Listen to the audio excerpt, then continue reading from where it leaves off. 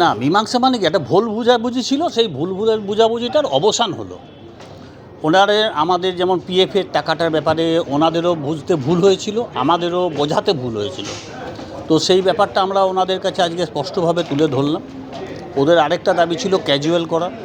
তো ক্যাজুয়াল তো কর্পোরেশনের হাতে নেই, ওটা রাজ্য সরকারের হাতে। তা আমরা বললাম যে রাজ্য সরকারের যে দাবিটা আপনাদের রয়েছে সেটা আমরা রাজ্য সরকারের কাছে পাঠিয়ে দেবো।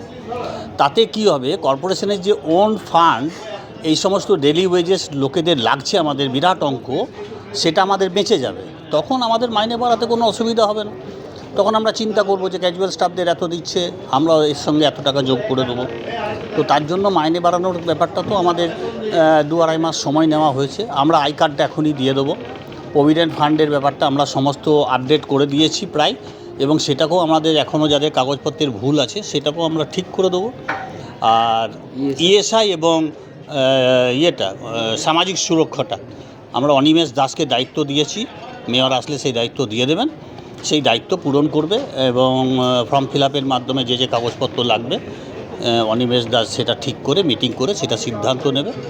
আজকের এই সিদ্ধান্তে আমাদের সুইপিং ডিপার্টমেন্টের পক্ষ থেকে 10-12 জন ছিলেন, এবং আমাদের পক্ষ থেকে অভিজিৎ ঘটক ডেপুটি মেয়র ছিল, আমি ছিলাম এবং ওয়াসিমুল হক ছিলেন।